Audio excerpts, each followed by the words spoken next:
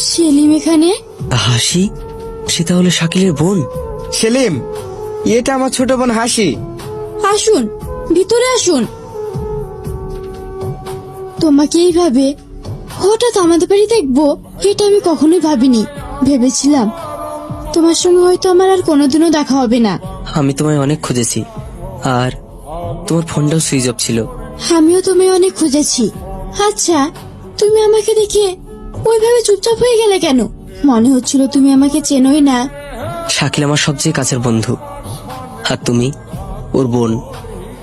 তাই আমি এমন কোনো কাজ করতে চাই না যে শাকিলের সঙ্গে আমার বন্ধুত্ব সম্পর্কটা নষ্ট হোক। আর আমি শাকিলকে ধোঁকা দিতে পারবো না। তাহলে আমাদের সম্পর্কটা? জানি না, তবে আমি ভুল কিছু করতে চাই না। কিরে বাপ, কোথায় যাচ্ছি? আব্বু, সেলিমকে নিয়ে আমাদের গ্রামটা একটু ঘুরতে যাচ্ছি।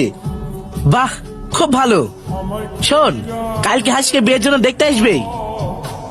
কোথায় যেন যাস না, বাড়িতে থাকিস। ঠিক আছে আব্বু, চল। মাশাআল্লাহ, মেয়ে তো খুব সুন্দর। মেয়ে আমাদের পছন্দ। এবার একটা ভালো দিন দেখে বিয়ের কাজটা সেরে ফেলা যাক, কি বলেন? আচ্ছা ভাই, তাহলে তাই হবে।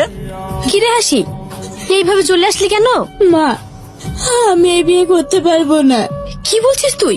তোর আবু ছেলে পুকুকে কথা দিয়ে ফেলেছে, আর এখন বলছিস বিয়ে করতে পারবো না? কি হয়েছে?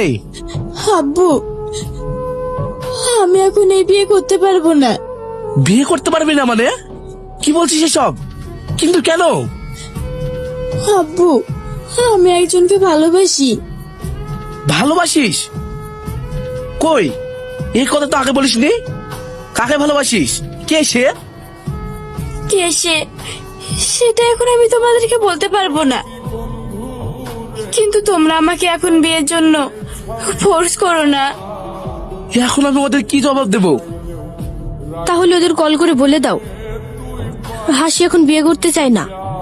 হ্যাঁ, সেটাই ভালো হয়, নইলে মান সম্মান সব শেষ হয়ে যাবে।